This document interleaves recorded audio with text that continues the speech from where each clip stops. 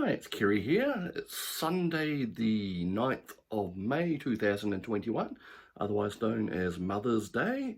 And I am back to doing a new video for you after a week's break. The new job I've taken on seems to be basically removing all the time I used to have free in the week to do things like this, so it looks like we're going to be on a weekly schedule in the Saturdays or Sundays from now on. Well, at least until August, perhaps. It depends what happens with my job.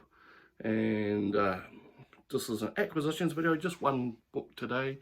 It was a Kickstarter pledge that I made almost probably exactly a year ago today, actually, and that's for this book that arrived on, let me see, maybe Thursday, I think it was. Sorry, my brain's a little addled at the moment. So yes, it's Thorneycroft to SA-80 British bullpup rifles. It's a bit of a specialist tome, hence the Kickstarter. So this basically is a book which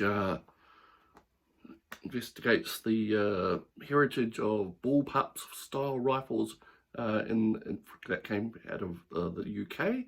So bullpup rifles are basically a subsection of the rifle, type of the rifle, which the main action and magazine, what have you, is behind the trigger, which makes them look unusual. And let me see, here's a example of one on the page.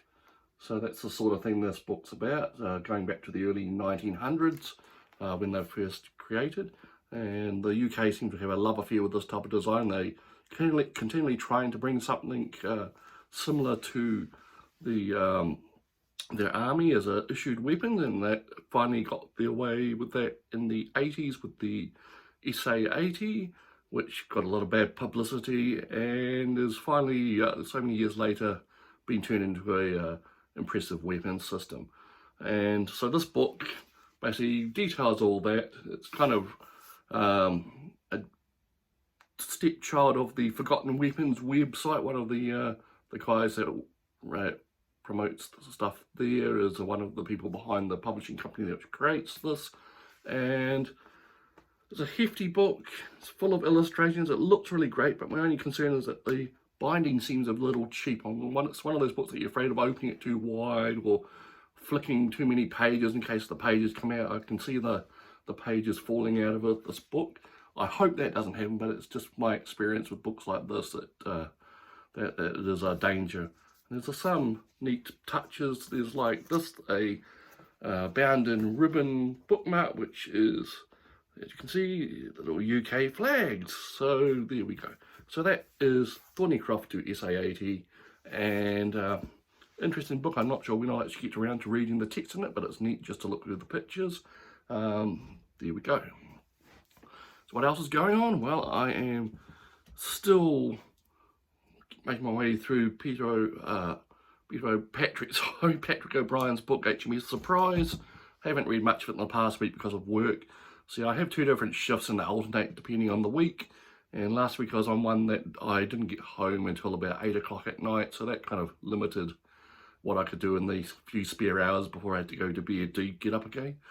This coming week I've got a shift that's earlier and could give me some more free time after I get home, so hopefully I'll get more reading done. And the other thing that happened to me on Friday is I got my first COVID vaccine via work. See, my job involves saving the world apparently, so I get the vaccine before the great unwashed.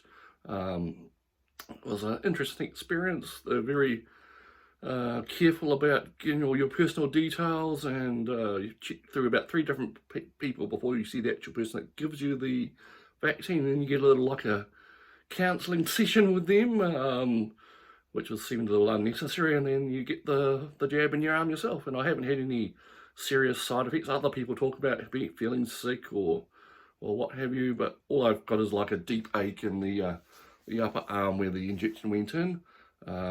Doesn't seem like anything else is going on. I'm still actually suffering from the cold which I had last week.